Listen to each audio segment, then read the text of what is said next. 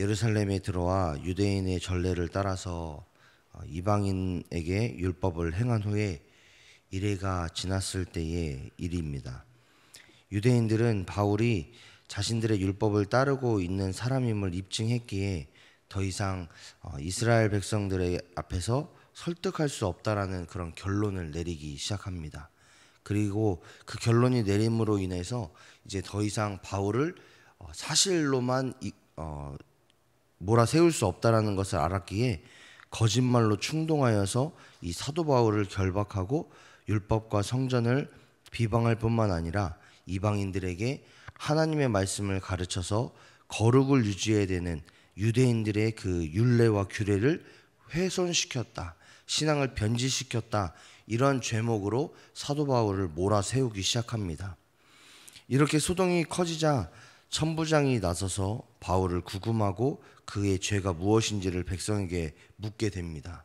그런데 이 백성이 거짓말로 선동되었기 때문에 정확하게 바울의 죄목이 이겁니다 라고 말하지 못하는 것을 보게 되어지자 이에 진상을 알 수 없었던 이 천부장이 영내로, 그러니까 자신이 이렇게 꾸려나갔던 영내로 그를 데리고 오기 시작합니다. 그때에 바울이 헬라인의 말로 자신에 대해서 이야기할 수 있느냐, 자신에 대해서 이야기할 수 있는 기회를 달라, 이렇게 말하는 것을 보게 됩니다.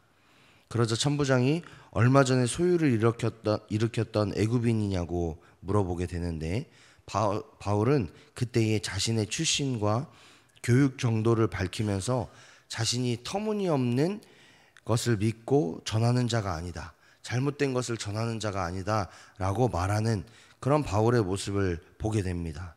이에 천부장이 그렇다면 너가 백성 앞에서 이야기해봐라, 이렇게 이야기하는 것이 오늘 본문의 말씀입니다. 이 본문의 말씀, 단순하면 단순한 이 본문의 말씀을 통해서 우리는 두 가지를 묵상하게 되는데, 첫 번째로는 하나님의 섭리와 계획은 반드시 이루어진다라는 것을 묵상할 수 있습니다. 사도 바울이 예루살렘에 오기 전까지, 그리고 예루살렘을 향하는 그 발걸음, 또 예루살렘에 도착해서 일어났던 그 모든 일들이 이미 사도 바울에게, 또 사도 바울 주변에 있는 사람들을 통해서 성령이 그를 어렵게 할 거다, 예루살렘에 들어가면 고난과 역경이 있을 것이다 라는 말들을 무궁무진하게 했습니다. 그러나 사도 바울이 성령의 이끄심 안에, 인도하심 안에 내가 그 길을 갈 수밖에 없고 고난도 내가 감당할 거다, 이렇게 말했던 것을 보게 되는데, 오늘 본문을 시작으로 하여서 이 예루살렘에서 또다시 고난을 겪고 있다라는 것을 보게 됩니다. 이를 통해서 하나님은 기쁜 일도 감사한 일도 이루시지만 고난과 어려움의 일도 이루신다라는 것, 하나님의 말씀이 반드시 성취된다라는 것, 하나님의 음성과 하나님의 인도하심은 하나님의 때에 반드시 이루어진다라는 것을 우리는 말씀을 통해서 보게 됩니다. 그렇기 때문에 이 말씀을 통해서 우리가 무엇을 깨닫느냐라고 하면, 하나님의 말씀이 우리의 삶 가운데도 그대로 이루어질 거다, 하나님의 음성이 우리의 삶 가운데에 응답될 거다라는 그 확신을 가지고 우리가 하나님께 나아갈 수 있고 기도할 수 있다는 것을 깨닫게 됩니다. 그렇다면 성경은 우리에게 뭐라고 말할까를 생각할 수밖에 없는데, 성경은 우리에게 하나님과 교제하며 복을 누리고 복의 근원이 될 거다라고 말씀하고 있습니다.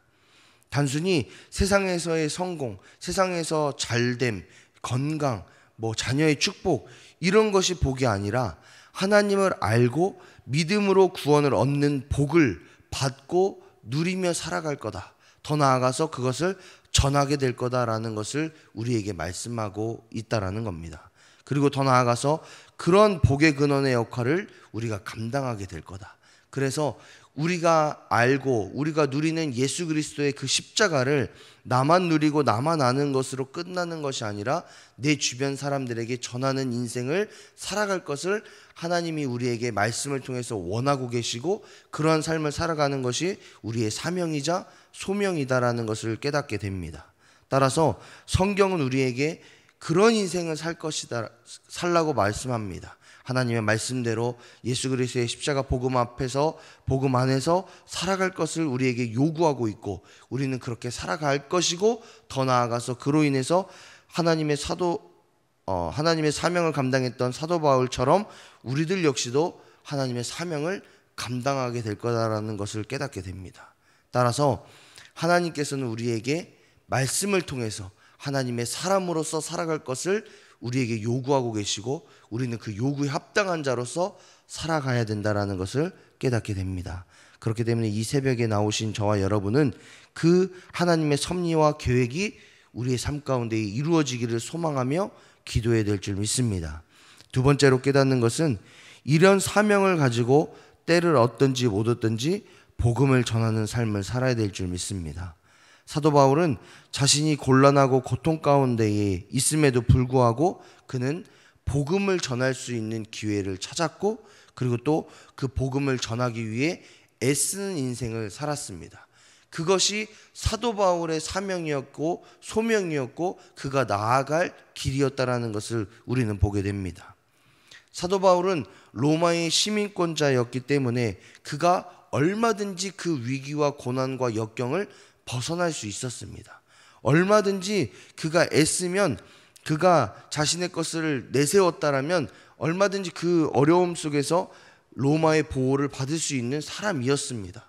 그럼에도 불구하고 그런 것들을 내세우지 않았던 가장 큰 이유가 무엇인가라고 보면은 그가 복음을 전하는 데에 그것이 거리낌이 되기 때문에, 혹은 그 이후에는 로마로 가는 그 일들을 위해서 그 기회를 사용했지만, 사도 바울이 복음을 전하는 데에 그것들이 걸림돌이 됐고 여러 가지 역경 안에서 어려움이 되었기 때문에 그것들을 내세우지 않았습니다.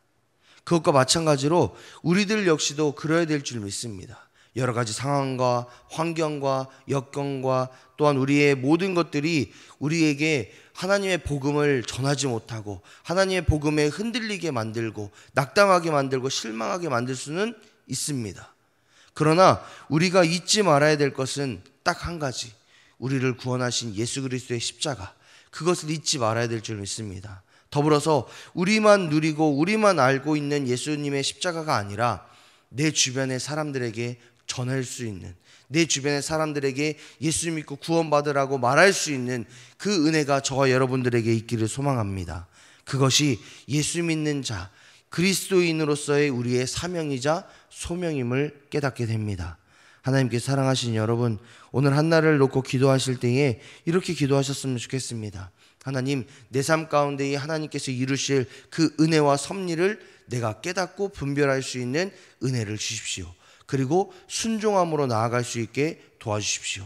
이렇게 기도하시고, 더불어서 하나님, 나를 만나시고 나를 구원하신 그 예수님의 십자가 그 복음을 나만 누리고 살아가는 인생이 아니라 내 주변 사람들에게 전할 수 있는 담대한 믿음과 마음을, 용기를 허락해 주십시오. 그리고 전하는 인생을 살아가게 도와주십시오 라고 기도할 수 있는 저와 여러분의 삶이 되시기를 주님의 이름으로 축복합니다.